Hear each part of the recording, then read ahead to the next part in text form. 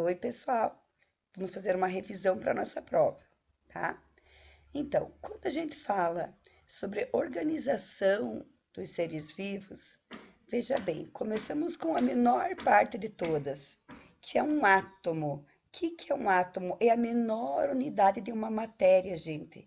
E ela mantém as propriedades químicas daquele elemento. Então, um átomo é um elemento, certo? Químico, é um átomo.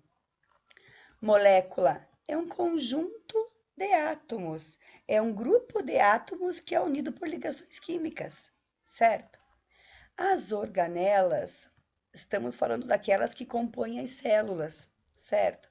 O que são as organelas? São partes muito pequenas que têm uma função, que têm funções específicas e elas são formadas por moléculas. As células, o que é uma célula? É a menor parte viva de um ser. É uma célula. Ela é composta por organelas. Muitas das células, algumas têm núcleo, outras não têm, outras têm parede celular, outras não têm. Vamos ver isso daqui a pouquinho, tá?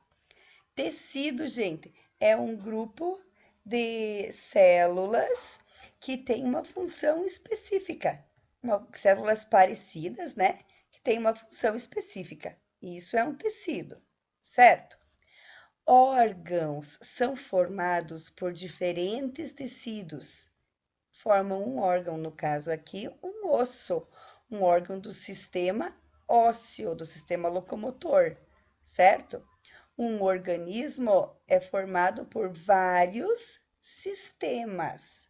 Este é um organismo, vários sistemas que estão interligados. Por exemplo, como eu falei em sala de aula, que eu lembro, nós não podemos tirar um dos sistemas do nosso corpo. Não podemos. O que acontece se eu tirar só o sistema respiratório? Não vive, né? Então, o organismo é um conjunto de sistemas que está interligado. População é um conjunto de indivíduos da mesma espécie, certo? Comunidade é um conjunto de indivíduos de espécies diferentes. Então, várias populações, somente seres vivos, formam comunidades, certo? Quando falamos de ecossistema, agora aqui nós estamos nas interações entre os seres vivos e os fatores ambientais. Então, fatores bióticos e abióticos, certo, gente? Fatores seres vivos e fatores ambientais. Bioma é o relevo, todas as características ambientais, junto com os seres vivos que são afetados pelo clima de uma certa região. Isso é um bioma. Já a biosfera é a união de tudo que precisa para ter vida: hidrosfera, atmosfera, litosfera. A união de tudo isso forma a biosfera. Gente, e agora, de acordo com a nossa apostila, o assunto é a água. A água que é o solvente universal, a água que é termorreguladora, certo? Como termorreguladora é ela que regula a temperatura do nosso corpo através do suor. De que forma, gente? Quando a gente está fazendo um exercício, uma atividade, para evitar que o nosso corpo aqueça, a água que nós temos no nosso corpo, ela sai pelos poros da nossa pele e deixa a pele molhada. Dessa forma, o ar que está ao redor do nosso corpo acaba resfriando essa água. Então, a nossa pele, por consequência, resfria e nós conseguimos amenizar o calor interno do nosso corpo, não deixando que aumente a nossa temperatura, certo? Ainda quando fala de suor, gente, precisamos lembrar que a transpiração também elimina impurezas do nosso corpo. Tá legal? Então vamos lá. Uma pessoa com desidratação tem problemas sérios de saúde porque a água faz parte do metabolismo de todas as células, né? Então veja bem, o que causa cãibras, dores musculares, falta de concentração, com os neurônios não podem ficar sem água, certo? Dificuldade na digestão e muita canseira, que é a fadiga. De boa? Vamos lá. Quando falamos dos nutrientes, pessoal, que são essenciais para o nosso corpo, nós devemos lembrar que eles estão divididos em três grandes grupos: energéticos, construtores e reguladores, certo? O grupo dos energéticos estão os carboidratos e os lipídios. São energéticos. Precisa lembrar que os carboidratos, têm uma energia imediata para as células, certo? São essenciais para o funcionamento de todas as partes do nosso corpo. Beleza, gente? Os lipídios também têm função energética, mas os lipídios, eles são fonte de energia que desempenham uma reserva energética a longo prazo, certo? Então, elas podem ficar guardadinho no nosso corpo, beleza? As proteínas têm função construtora, ok? Ou seja, quando nós ingerimos proteínas, nós quebramos as proteínas que nós ingerimos, junto com os ácidos nucleicos aqui, tá, gente? Porque as proteínas vão quebrar todos os ácidos nucleicos aqui, ó. Vão quebrar tudo no nosso corpo para conseguir usar os ácidos nucleicos para formar proteínas que o nosso corpo precisa, certo? Essa é a função das proteínas. Então, elas fornecem estrutura, gente, para músculos, para ossos, para pele, tá? Muito bem. E agora, quando falamos aqui das vitaminas e sais minerais, nós precisamos deles, sim, em grande quantidade no nosso corpo. Grande quantidade.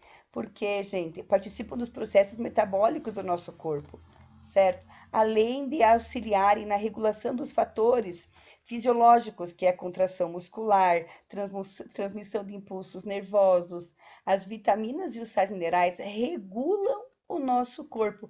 Perceba, gente, que em aula eu lembro que nós falamos de leite e seus derivados também como proteínas. Ó, tá aqui, ó, leite. Então, um alimento, ele pode ser mais do que uma fonte de nutriente. De boa? Gente, quando a gente falou na tela de antes ali sobre os ácidos nucleicos, estávamos nos referindo às pequenas partes que formam o material genético. Falando em material genético, devemos lembrar que o DNA é formado por duas fitas, certo? O RNA é formado por uma fita, tá? Que o açúcar do DNA é desoxirribose, o açúcar do RNA é ribose. Quando a gente fala em DNA, devemos lembrar que a adenina se une com timina para formar a fita dupla e a citosina com a guanina. Quando falamos de RNA, a adenina não vai se unir com timina, mas com uracila, e a citosina com a guanina. Muito bem. Vamos para o próximo. Gente, sobre a origem do universo. Como era o universo quando ocorreu o Big Bang? Era muito quente e úmido, muito quente e denso. Quente e denso, lembre disso, certo?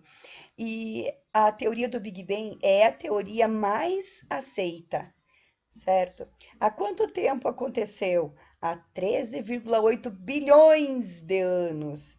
E outra coisa que não pode esquecer, gente, é que antes do Big Bang não existia a questão espaço-tempo, como existimos hoje. Existia aquele aglomerado de matéria, mas não existia o espaço-tempo como tem hoje, certo? Aí vai pedir para você por que que o universo continua em expansão? E você vai lembrar da lei da inércia do Newton, lembram? Que quando um corpo está a certa velocidade, em uma direção e sentido, então, né?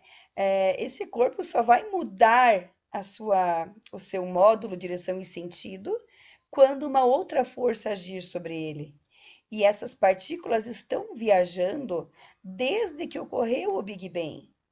Entenderam, pessoal? O que aconteceu é que, claro, que muitas acabaram morrendo, então romperam, morreram estrelas. Essa matéria foi para lados diferentes do que era o Big Bang, e acabou sendo ocupado para a criação de novos corpos celestes, certo? Por exemplo, a nossa Terra. E a Terra surgiu há quanto tempo? A Terra surgiu há 4,8 bilhões de anos. Inicialmente, ela era uma, uma esfera de lava. Pense nisso, certo? E como é que primeiro iniciou com a formação, união da poeira toda da nossa Via Láctea, que é a nossa galáxia, e a partir daí as partículas maiores, as partes maiores começaram a atrair as partes menores, né? Foram ocorrendo uniões entre esses elementos todos, e uma dessas partes que originou maior foi a nossa Terra, que faz translação ao redor do Sol. Essa nossa Terra, então, como eu falei, que era uma esfera de lava, como é que ela resfriou? Pela chuva de meteoros. Lembram que tinham muitos meteoros, e esses meteoros tinham cristais de água. Então, tanto que as rochas em maior abundância na nossa Terra é o basalto, que é o magma resfriado, certo, pessoal? E aí choveu tanto, mas choveu tanto, mas choveu tanto que tempestades torrenciais. Depois que já não estava mais, já tinha uma certa atmosfera aqui na Terra, o que que aconteceu? Essa água evaporava e caía, evaporava e caía. Certo, gente? Aí, a formação dos oceanos se deu porque, como a crosta terrestre não era bem lisinha, como até hoje não é bem lisinha, a água que caía nas partes mais altas escorria para as partes mais baixas, e isso acabou que a água foi acumulando nas partes mais baixas, que é o que nós chamamos de oceano. E por que que a água do mar é salgada? Porque os sais que estão aqui que estavam aqui nessa parte de rochas, nesse solo hoje, né?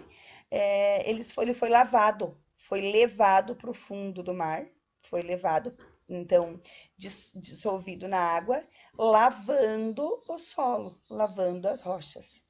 Certo, anjos? Muito bem. Já falamos da origem do universo, origem da Terra. Quando falamos da origem da vida, precisamos lembrar de dois termos, biogênese e abiogênese.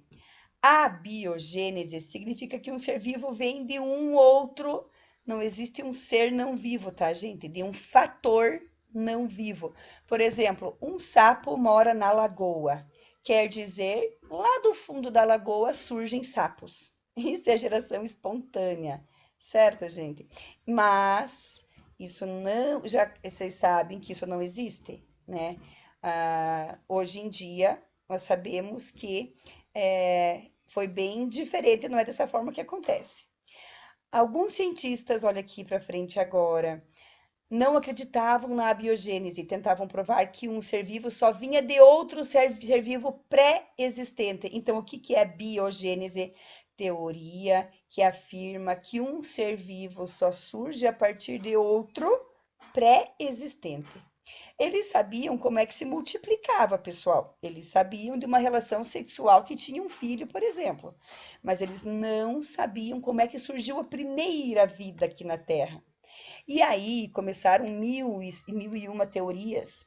E nós temos duas aqui para essa prova, que é a panspermia, tá aqui, ó, que um primeiro ser vivo, né, caiu na Terra vindo com um meteoro, com algum corpo celeste, caiu na Terra e vindo para a Terra assim, trouxe a primeira, posso dizer, primeiro ser vivo ou a primeira parte capaz de tirar vida, certo? Essa é a teoria da panspermia. A teoria aceita hoje em dia vem do químico, do cientista chamado Oparin, Alexander Oparin. Vocês precisam lembrar desse nome, certo? Então, o que que tinha na Terra? Tinha água, certo? Não tinha atmosfera, não te perdoe, não tinha camada de ozônio, porque não tinha oxigênio. Então, como nessa água existiam sim elementos químicos, um fator que influenciou muito foram os raios solares, porque como não tinha camada de ozônio, os raios solares caíam direto aqui na água da Terra e provocavam mutações, faziam com que os elementos interagissem entre eles, certo? Dessa forma, pequenas partículas foram se unindo e formando partículas maiores. A primeira partícula de proteína foi formada na água e formou uma camada de água ao redor dela, certo? Uniu a água aqui, ó. Aí, aqui dentro ocorreram transformações, mais uma vez vou repetir, por causa das tempestades, dos raios das tempestades e dos raios solares. E formou a primeira membrana. Então, nós temos a formação de um primeiro coacervado. A partir daqui, com a produção de proteínas, nós temos a primeira célula, certo?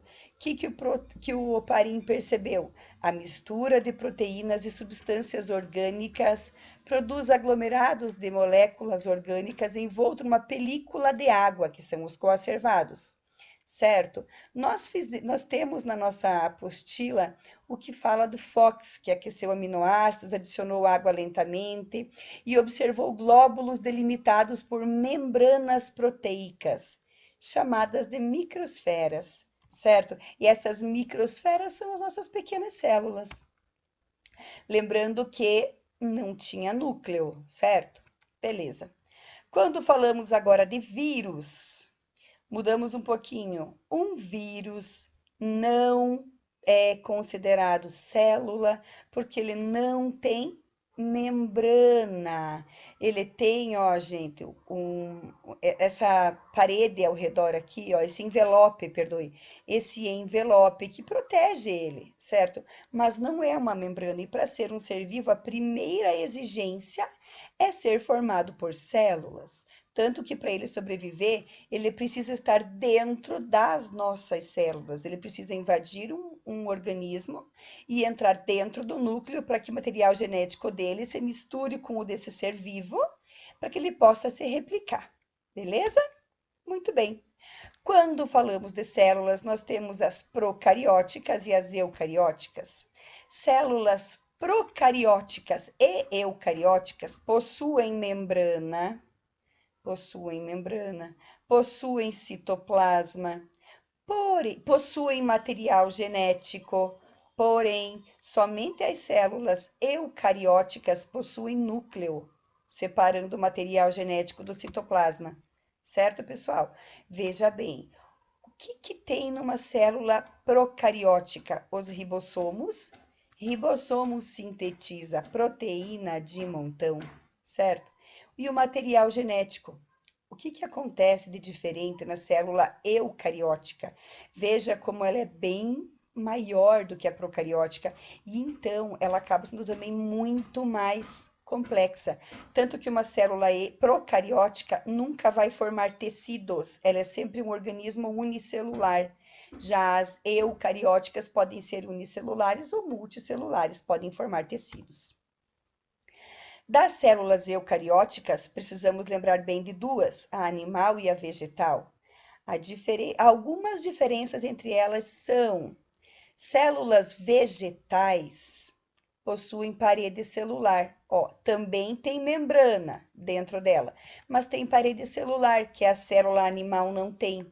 Nos vegetais, a parede celular é formada de celulose e nos fungos é formada por quitina, certo? Estão vendo essa estrutura aqui, gente? É o vacúolo, com acento no cu. Lembram? O vacúolo que guarda água e alguns nutrientes para essa célula, é uma reserva, beleza?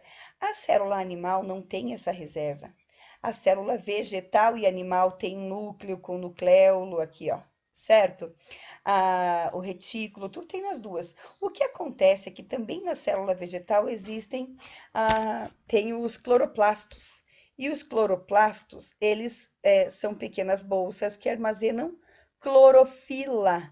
E a função da clorofila é, junto com a luz do sol, produzir o oxigênio, fazer a fotossíntese, né? Que produz o oxigênio para nós respirarmos, para as plantas respirarem. Lembrando que o pulmão do mundo não são as árvores, mas sim as algas. Lembrei de um detalhe aqui, gente, que eu acabei não falando antes. Quando surgiu a vida na Terra, deixa eu voltar um pouquinho aqui. A vida na Terra, aqui, para se formar a atmosfera, antes da atmosfera, o oxigênio na atmosfera, eu quero dizer, então tinham essas rochas, né? Tinha água, e os primeiros conservados, as primeiras células. Para essas células se alimentarem, gente, elas faziam fotossíntese, porque luz do sol é o que tinha, né? Pegavam o gás carbônico que tinha aqui, faziam fotossíntese, e a fotossíntese liberava o oxigênio. A partir do oxigênio na atmosfera, começou a formar a camada de ozônio, então os raios solares começaram a ser filtrados, e aqui nesta água, as primeiras células começaram a sofrer mutações até que se formou o núcleo. Então, surgiram organismos, células eucarióticas. A partir daí, da evolução, né? A cadeia de indivíduos, de seres vivos, como nós conhecemos, certo? Beleza.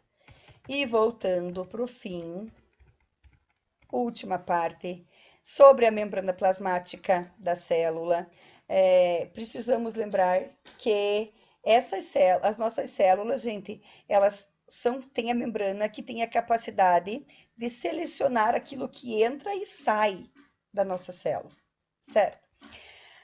Quando a gente fala que existem dois processos para a membrana, para as substâncias entrarem ou saírem da célula, devemos lembrar das difusões, difusão simples e difusão facilitada. Para a difusão simples, os elementos passam facilmente pela membrana, de acordo com o gradiente de concentração. Então, veja bem, na intenção de que, olha essa flechinha, não sei que elemento é esse, mas aqui esse elemento tem é um exemplo, sete hexágonos verdinhos e aqui dentro da célula só tem 3. A tendência é que fique igual à equiparidade.